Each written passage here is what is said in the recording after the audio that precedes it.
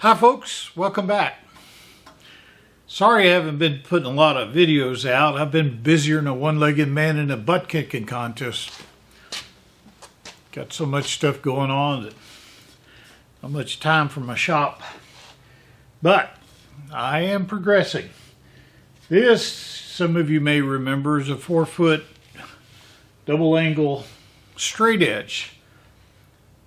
If you've been following along, you know that this was a rough casting that it's a Richard King model, which I think is one of the nicest, easy to use, well thought out straight edge designs there are. Dennis Foster makes some nice ones too, but I like this one because it's pretty lightweight compared to others. I've got one over there that's more of a bridge design.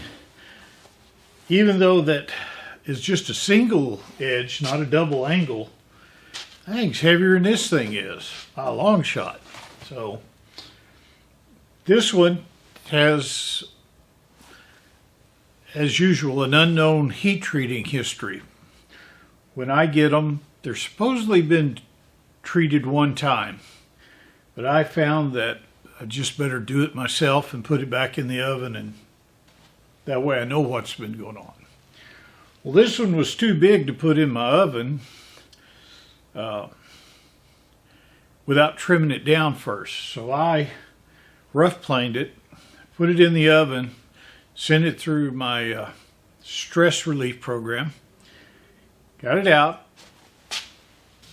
semi-finished planed it, put it back in the oven because I found that unless they're, it's really tough to hold a 1,000th inch over 4 feet, 3 feet. It's tough. So I do everything I can not to have to keep screwing around with it. Now this one has been stress relief twice. So now I'm putting it back on the planer and I'm going to line it up, and hopefully we can just take some finish passes and we will check it and make sure, and then it's on to hand scraping. Now what I shoot for is 1,000th of an inch over 4 foot. I don't have a 4-foot straight edge to test this on. I can put it over there on the surface plate, but I'll show you a little trick using a 3-footer. So without further ado, oh, and Don's not here today. Don, I'm worried about Don. I'm worried about keeping him healthy. He's not protected against any of the viruses and the flu and everything else, and that's okay. But even though I was protected, I got the flu so bad, I don't want him getting sick. So we kind of keep away from each other. Now, maybe this week I will be going over to his shop to do some work on his planer. His wannabe planer, the Shaper, and maybe I'll take a camera along. Well, let's go. First thing I'm going to do, and let me tell you right now before I get 50 remarks. When you put things on a planer, you don't clamp them down hard. It's not like putting them on a mill. In fact, sometimes I just keep them from going sideways and all and rely on the stop block on the end. That's where all the force on this mill goes. It pushes this way. That's why there's a block down here to keep it from sliding that way. This is just done so lightly that it puts no added pressure onto the piece I'm machining, because if I were to bend it a little bit, I'll plane that bend into it. So this just keeps it upright and steady. The main force is against that stop block. Now it does kick up a little bit down here, so I have another clamp holding it to the table, but all this stuff's almost finger tight, guys. just enough to keep this in place. So it's not like most machine projects.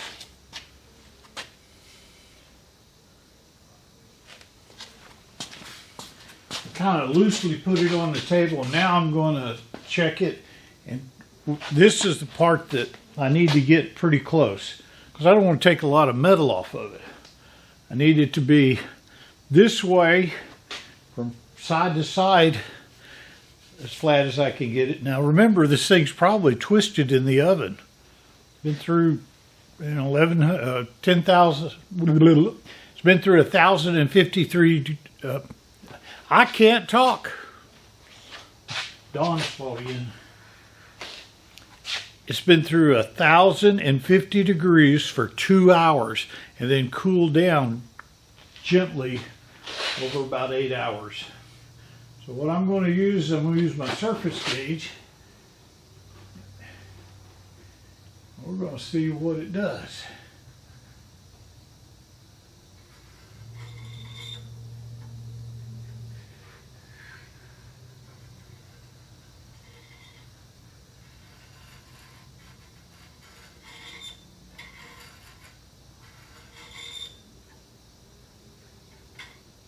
Tiny bit higher out here on the end.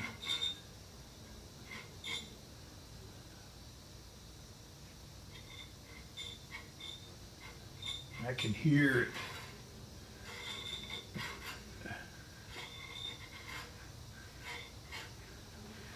But right now I'm not going to worry about that so much. I got a big bright light making my head white.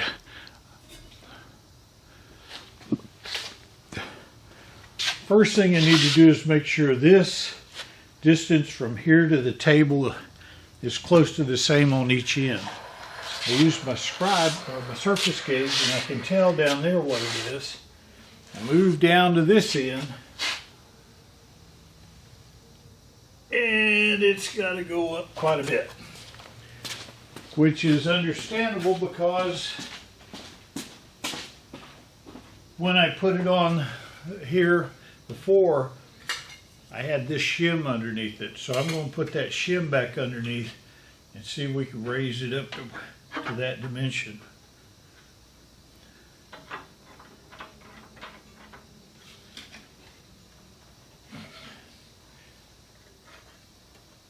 Boy, that's a heavy thing to raise up to that dimension.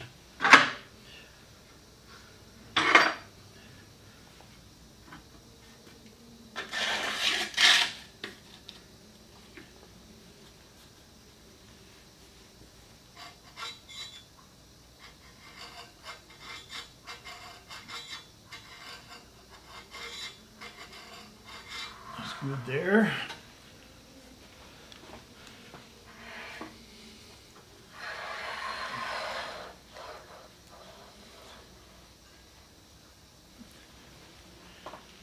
By raising it up there, I lowered it on this end. So let's just kind of balance it out. So.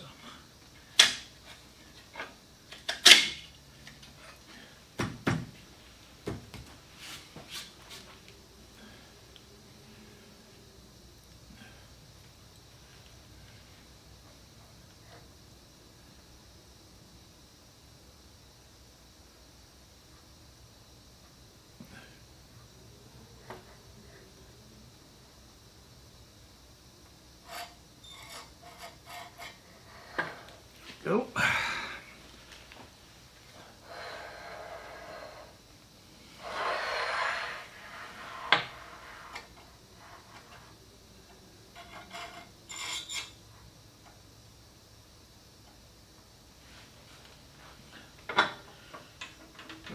Get to like that there. Put a little down pressure on it.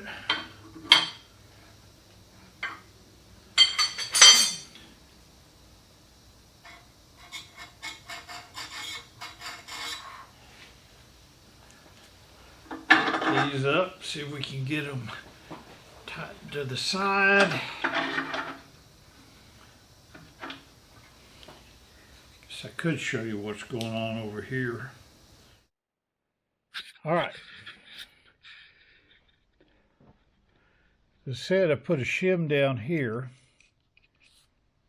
I've got this little bolt arrangement going into this side here. I've got an angle plate there, another bolt. This is where I hold it down to the table.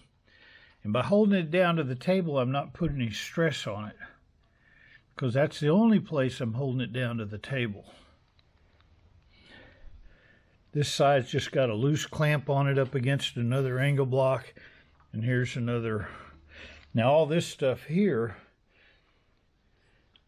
is the setup for planing the angle. So as soon as we finish that side, we'll put it on these angle blocks and we'll finish that. Then we'll hopefully get to start scraping it, because I got to finish that Bridgeport table over there. And I need this to finish that, to finish this, and then finish that 10E over there. But right after we get through with here, we're going to start putting the rails. Okay. Now I'm interested in what it's doing side to side.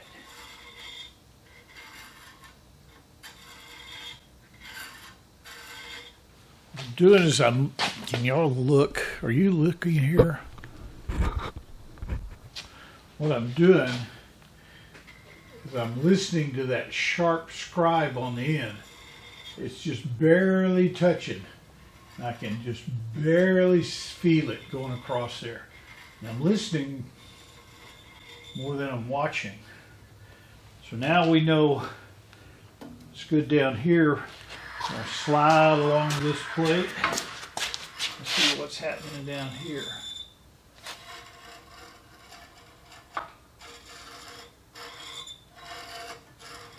And that sounds good.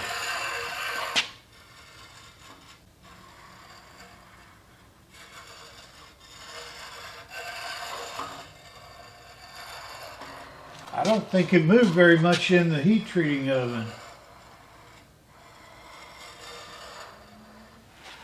I like that. We're going to go with it. I got this lightly held to the table. My tool is sharp from the last job, but it doesn't hurt to run a little diamond hone on it.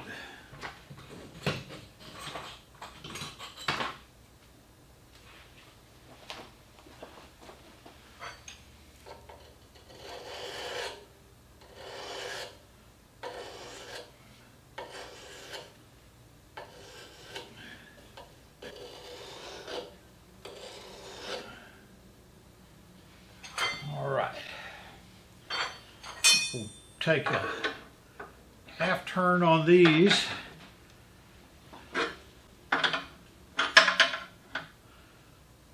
That was finger tight. Now I've just added a half turn to it.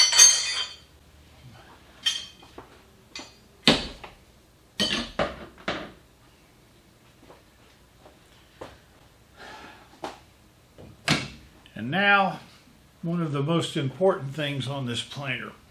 This is a hydraulic planer. It's built in 1943 and it's one of the last modern planers ever made.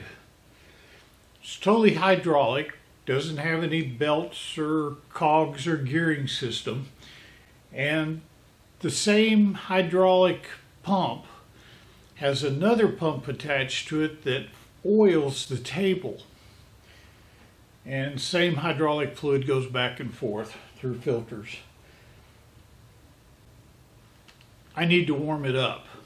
And what I usually do is start it up and run it for 20 or 30 minutes, just back and forth before we even start cutting. That way the table sets in, all the oil films are right. It's just something I found you have to do on this thing. So we'll start it up, let it warm up, and I'll bring you back.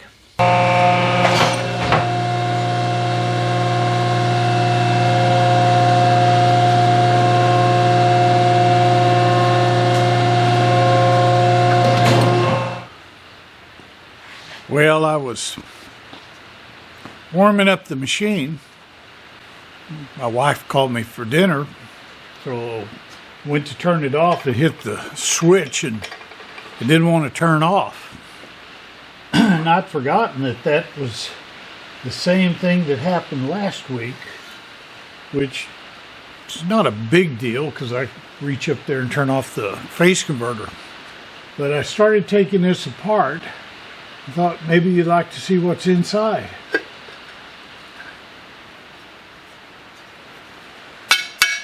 Real steel, not helium steel like everything is today. And I don't know if you can see in there very good or not.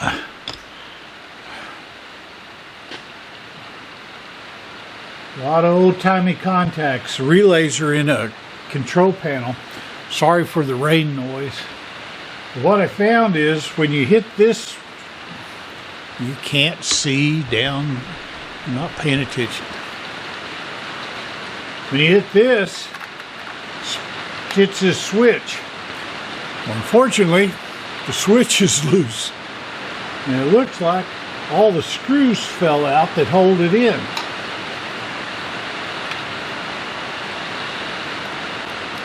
So trying to find another switch, it looks like all I got to do is disassemble this some more and screw the screws in.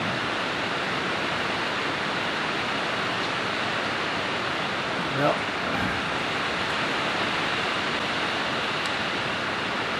luckily, both of them are in there.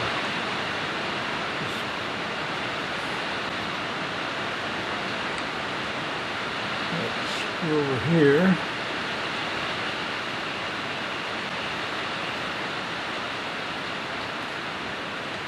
Thing was built in 1943.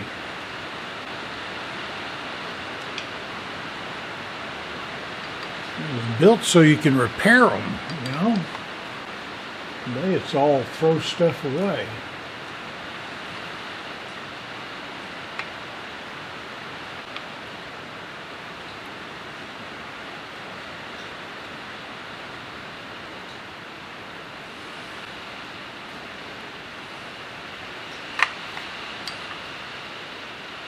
This is on a little stock you can pull from side to side. It's got controls over here on this side for the table back and forth and stop and go and speed. All the cutting controls are over there. All right.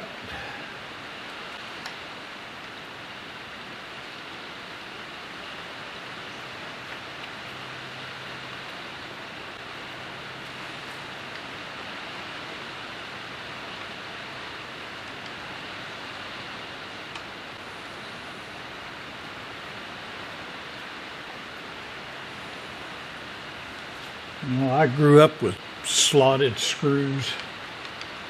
I sure was happy when they came out with Phillips screwdrivers.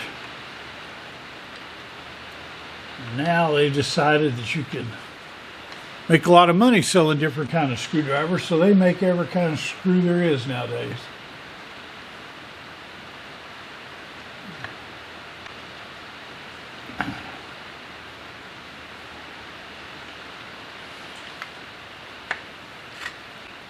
Ta-da!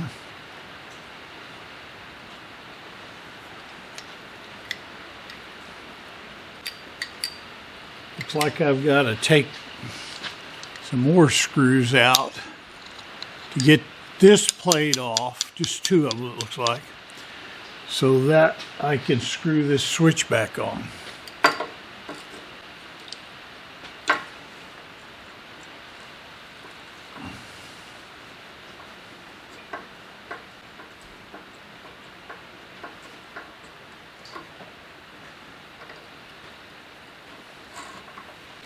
Well, you can't see up there either. As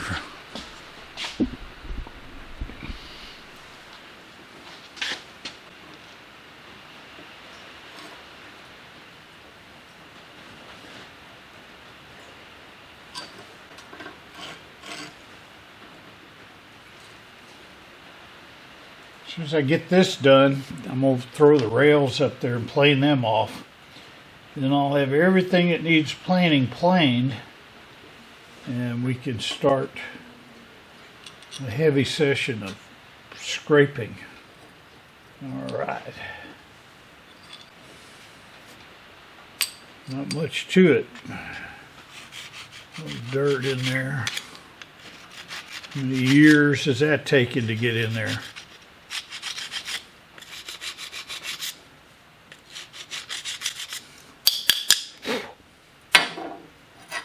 Okay. Really, let's see.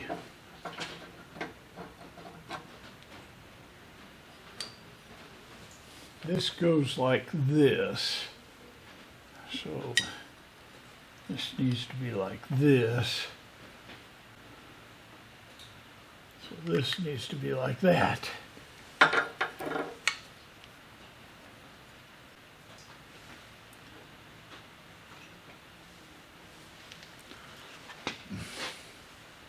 Tell you what, let me get some Loctite and I'll raise you up where you can see what I'm doing. I'll put some green on there. This stuff is actually something you can put on afterwards.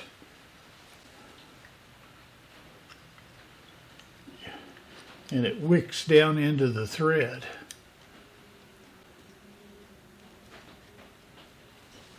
I think that's what I'll do. Get these started.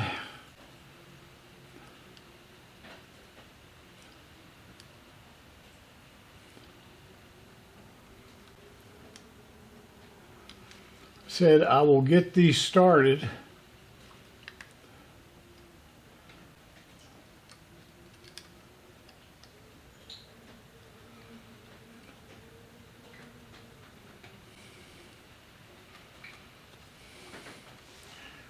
Put a little of this in there.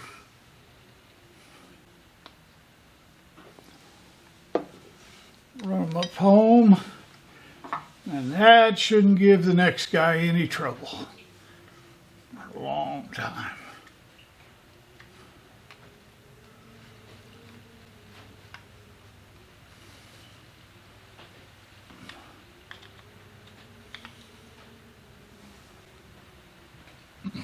All right.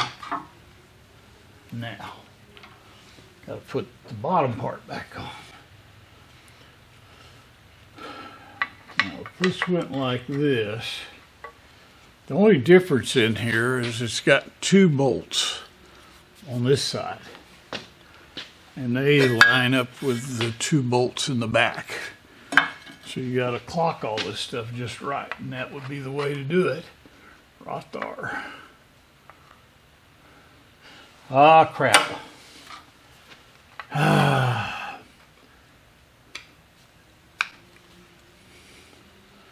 Put the bosses upside down.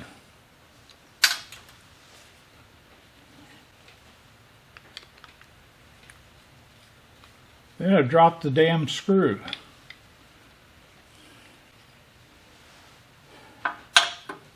Excuse me, I dropped the screw.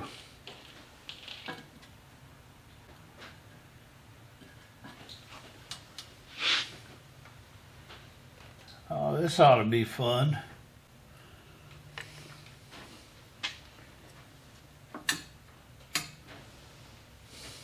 Ah, found it. Yay. All right. The bosses act as standoffs. So, need to put them like that. I should have seen by the dadgum slot there.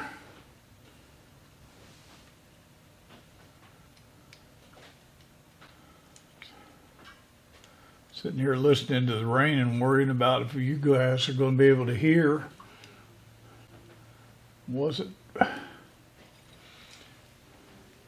paying strict attention to what I was doing. There's one screw in, don't drop this one.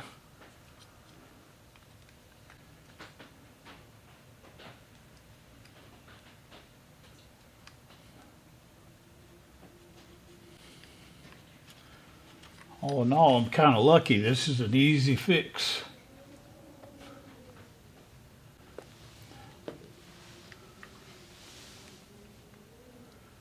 Pretty windy and cold around here for us. Not supposed to freeze tonight, but Dallas and San Antonio and Austin are all getting a ice storm. All right. Now, that needs to go just like that. These two need to stick out the back end, so go just like this. You get the two long screws.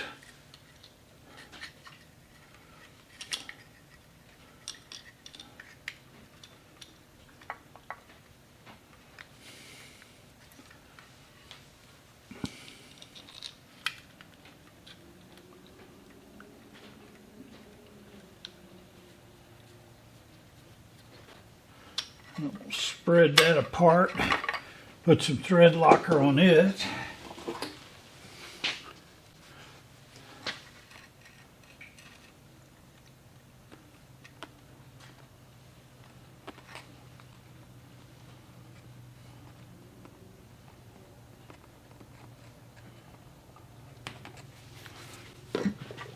Put that together.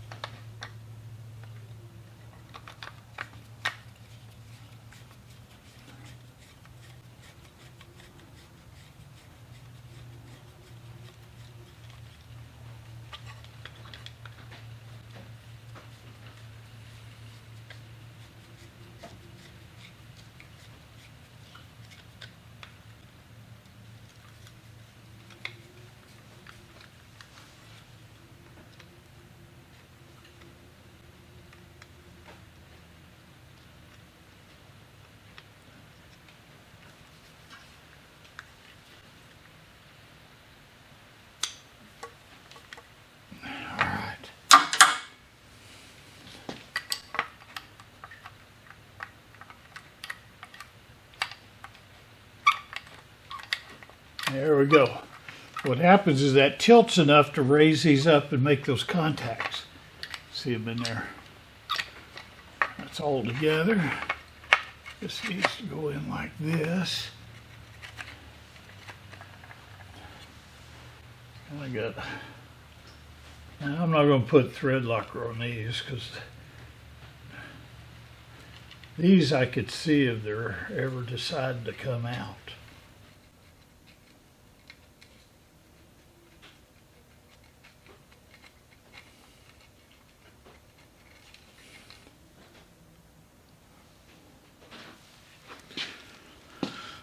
That little thread has been damaged.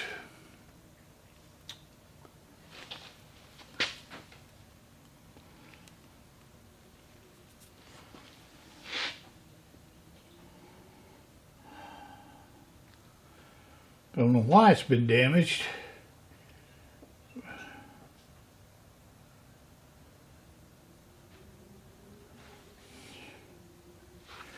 But it's a weird damage. I'm gonna go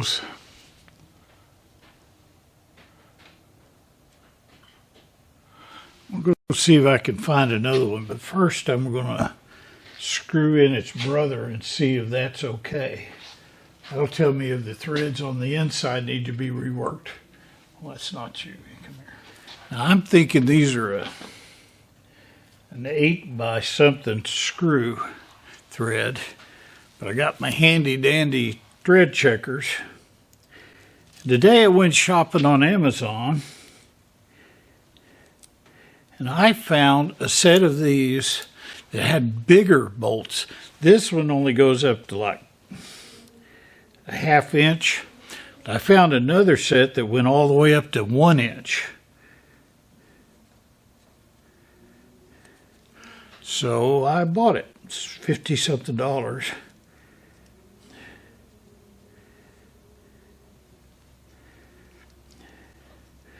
And this has got an end you can screw into there, and then it's got the threaded, a female and a male side to them.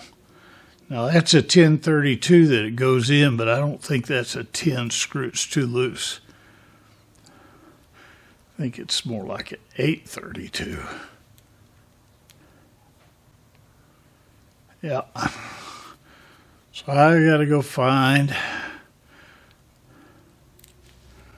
the correct screw. I'll be back. Well, I don't happen to have the thread we need in a screw. But I do happen to have a plug tap that I can put in there.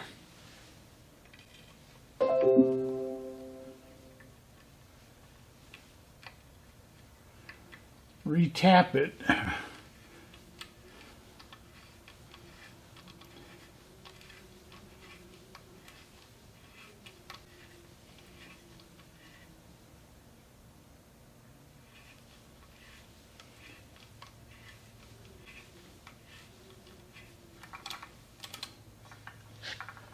Pull that out of there.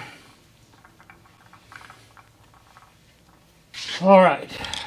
As I was saying, I don't have a screw of this type or size. So I'm going to try to clean up the threads a little bit. For those of you that are observant, noticed I have a round die and a 6-sided holder. Good for you. But they're close, and this little screw holds them in for what I'm doing. I'm not going to go chase down the right holder.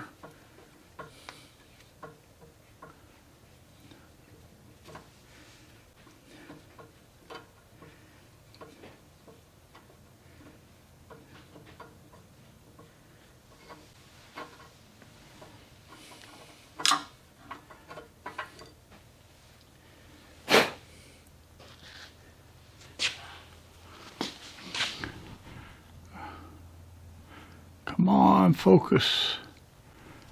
I did an acceptable job of cleaning them up. I ran the tap through here. Let's see if it works. And back and forth, back and forth. Can't you guys keep up?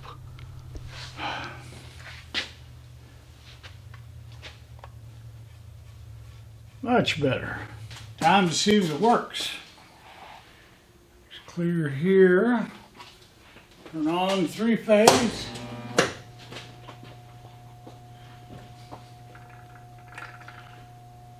When you're messing with electrical stuff, you're tempted to reach up there and grab this like this. Well, if for some reason there was a short in there and I grabbed it like this, that much power would make my muscle contract and make me hold on. So always touch stuff you've been working on with the back of your hand first. That way, it'll knock you away and you won't grab it like that. All right, let's turn start on.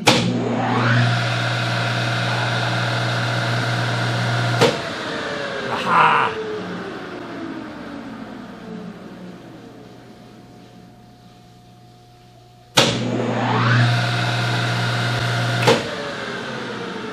The way they made this switch is so you didn't have to look for the button. You just got it hanging down there. You can hit it either way or from wherever you are and it'll turn off. So let's get back to planing.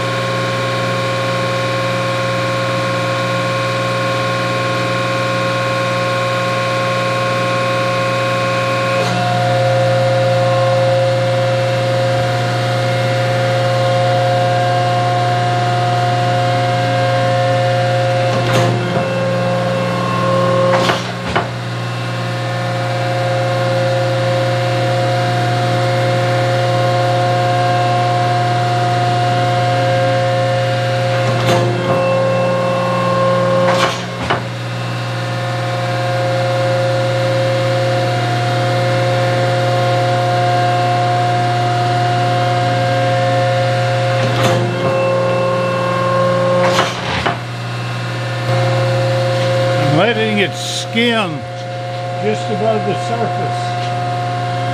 Make sure it's not tilted too much. The most dangerous part when you're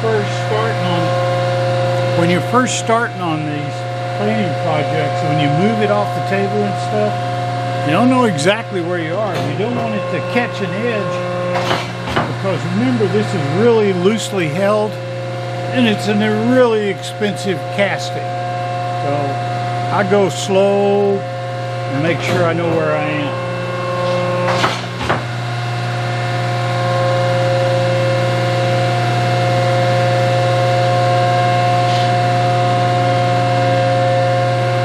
About 10 thousandths off the top of it. You don't want to make sure it's flat all the way across. There's no high humps on one edge.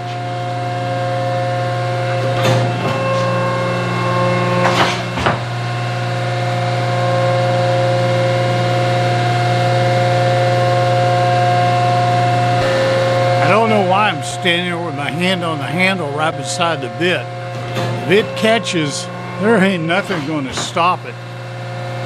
It's best to be out of the way. That is one powerful ram.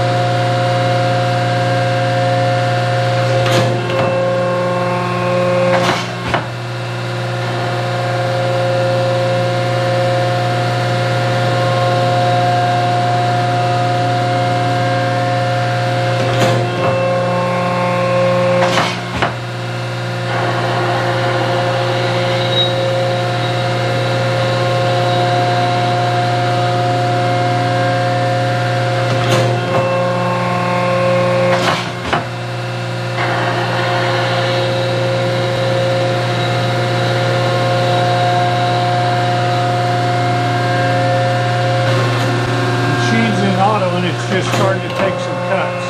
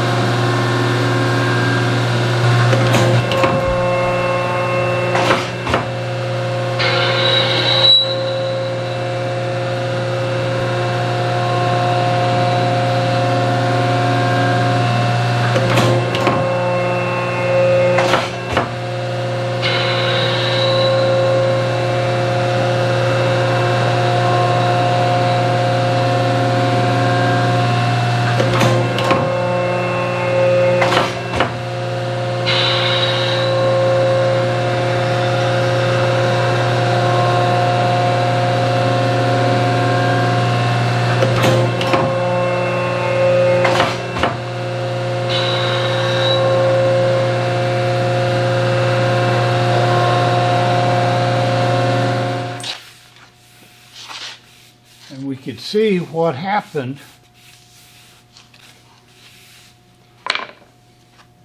in the heat treating oven.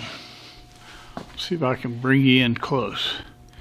If you see down here, we've got a pretty good cut right out here on this edge. They're always, these unsupported edges are always fickle and moving more than anything.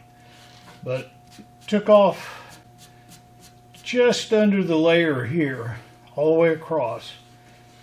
And this was high, this was low in the middle here. And it continued, I could hear it touching all the way down the line. And when we got down here,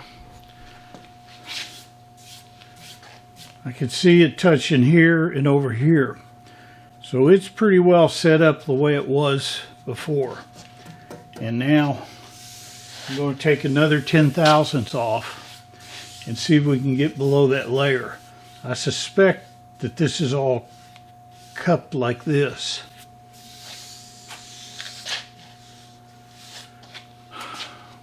But it's what you get when you put hot metal into an oven and let it get hot.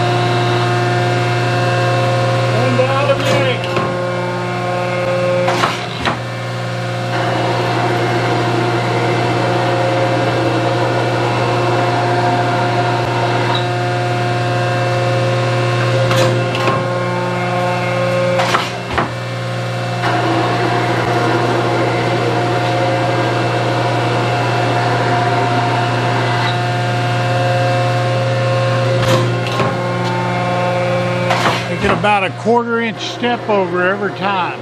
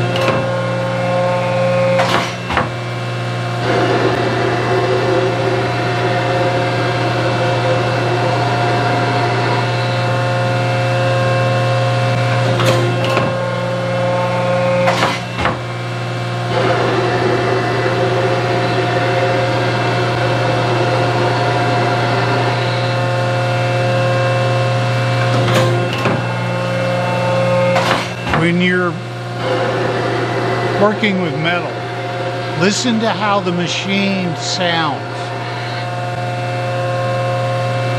I can tell that the last 4 or 5 inches of this is lower than the rest of it. Hear how that it just starts getting lighter sound of the cut. Cuts tell you a lot.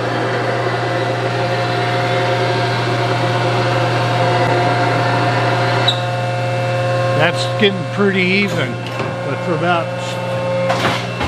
2 inches down here, I could tell it was lower.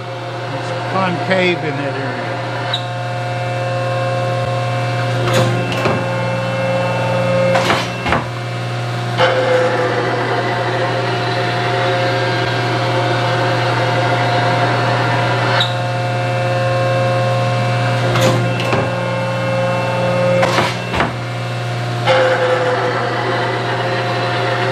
Tell the difference when it gets out on this unsupported edge also.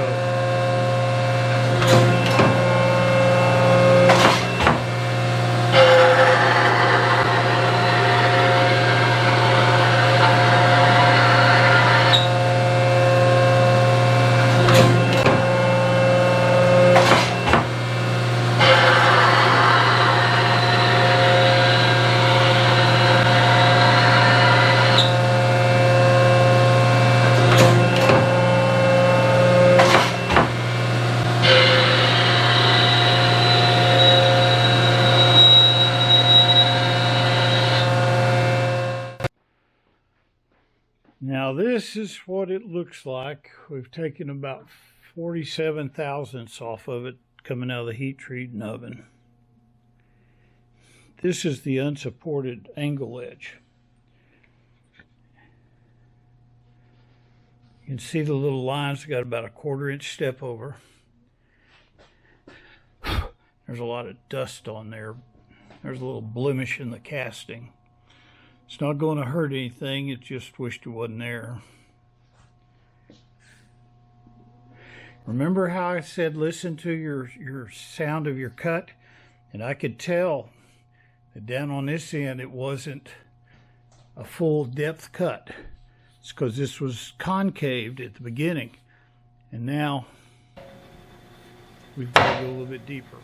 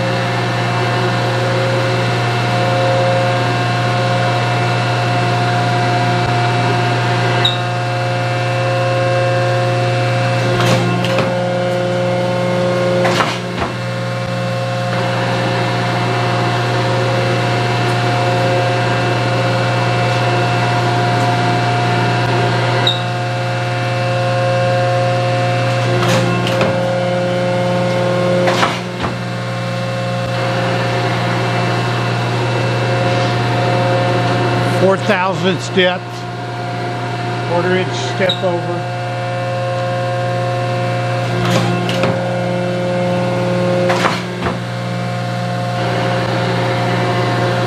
It gets this part out here, that'll probably be the final depth.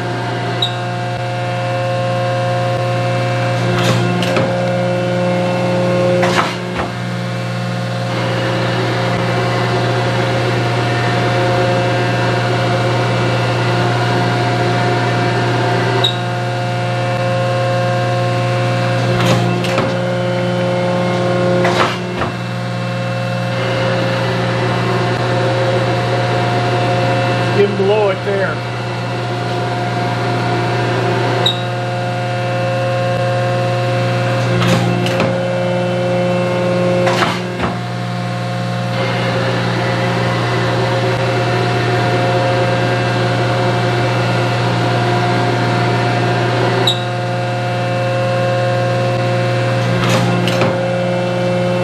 After I finish planing it, I'll take and paint it.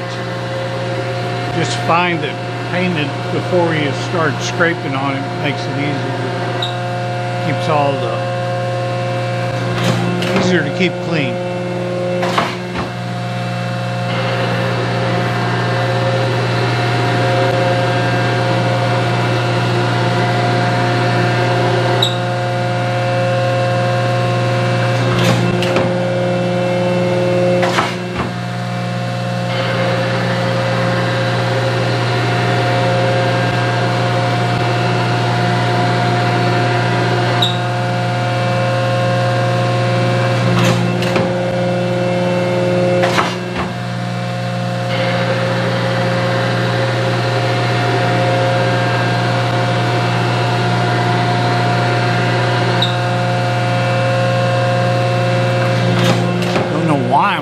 Coat, I keep it at 72 in here.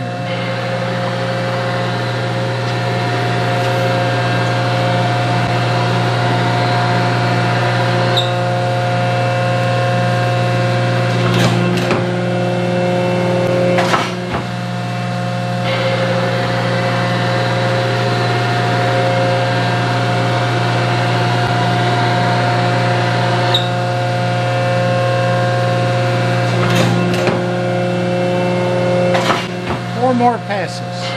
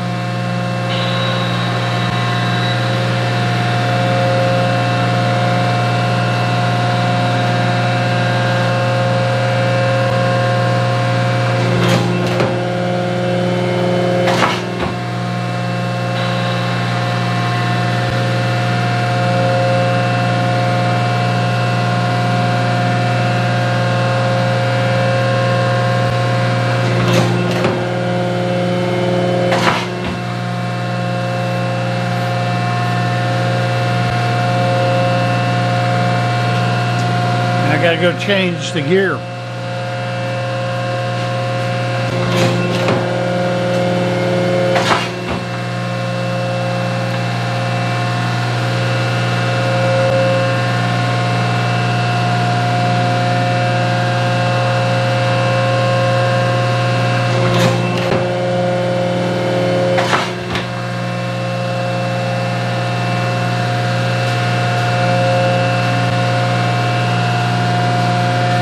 Just put the arm drive into reverse. So we're going to take the spring pass on it, and I'm going to let it cool down, and then I'm going to check it with a straight edge. The reason I check it with straight edge is because I don't have to dismantle it off the table.